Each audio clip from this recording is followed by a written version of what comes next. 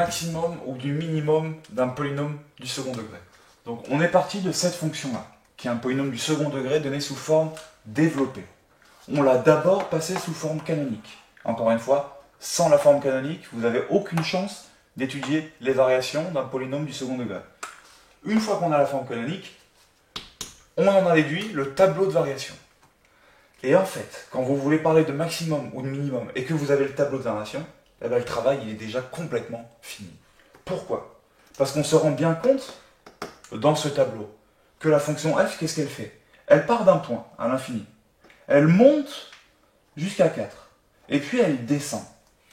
Avec un tout petit peu de bon sens, vous êtes déjà capable de dire que le point ici, ça ne correspond pas à un minimum. On ne monte pas pour atteindre son minimum. On descend pour atteindre le minimum. Donc si la fonction elle a monté, puis qu'elle a descendu, c'est exactement le même mécanisme que quand vous allez marcher sur une colline. Vous montez, puis vous descendez. Et vous n'allez pas dire que le sommet de la colline, ça correspond à un minimum. Non, ça correspond à un maximum. Du coup, juste avec ce tableau de variation que vous avez là, vous pouvez directement conclure sur votre copie. Et conclure en disant, eh bien ma fonction f de x, quand x vaut 1, elle atteint quoi? Elle atteint un maximum qui vaut 4. Et c'est tout ce qu'on vous demande en termes de maximum ou de minimum. C'est d'être capable de lire correctement ce tableau-là. Donc, je donne la valeur de x, c'est 1.